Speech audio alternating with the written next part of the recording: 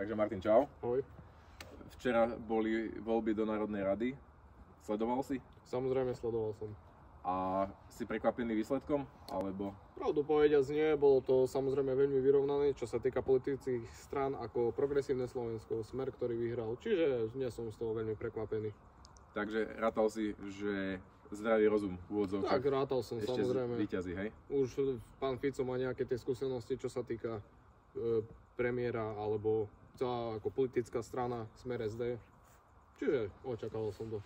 A sledoval si nejaké spočítavanie predbežných výsledkov? Samozrejme, predbežné výsledky som sledoval. Ja osobne som bol za to, aby vyhrala strana Hnutie Republika. Žiaľ, nepodarilo sa. Vieme prečo. Boli dosť ofenzívni, ale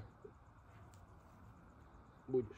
Takže, a myslíš si, že po dnešných výsledkoch, že sa ťa to nejako bude týkať? Že sa ti niečo zmení, alebo... No, tak ja si myslím osobne, že mňa sa to týkať nebude, ale samozrejme dôchodci, vyššie postavení ľudia, takisto veková kategória vyššia, to určite pocíti. Takže si študent? Samozrejme, hej, som študent.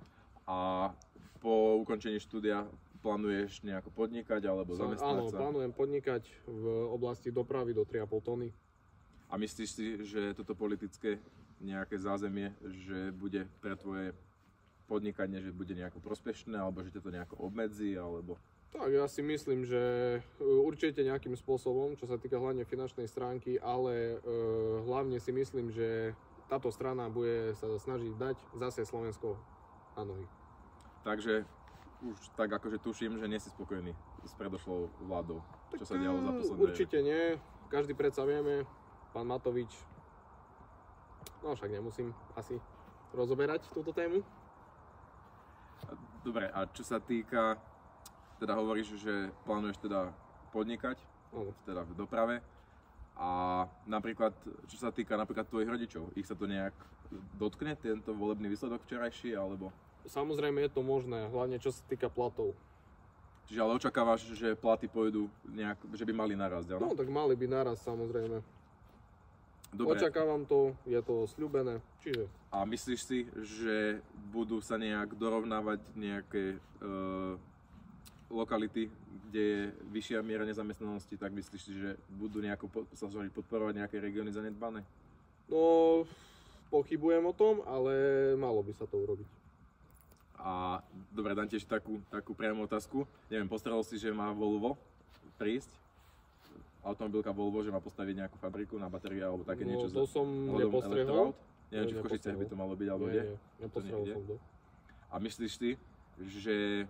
Nie, dám ti takúto otázku. Myslíš si, že je prospešné tieto fabriky, že v podstate zaberajú úrodnú pôdu tým, že sa proste stavajú tie fabriky? Myslíš si, že je to nejako prospešné? Akože áno, na jednej strane akože sú nové pracovné miesta, ale myslíš si, že tá úrodná pôda, že není, čo sa týka nejakej sebestačnosti, že není to dôležité?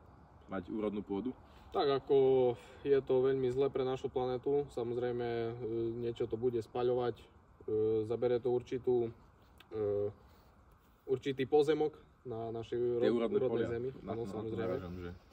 Tak je to biznis. Takže bereš to tak, že... Ale teda akože si rád, že teda akože budú nové pracovné miesta, alebo... Tak určite to pomôže viacerým ľuďom nezamestnaným, čiže...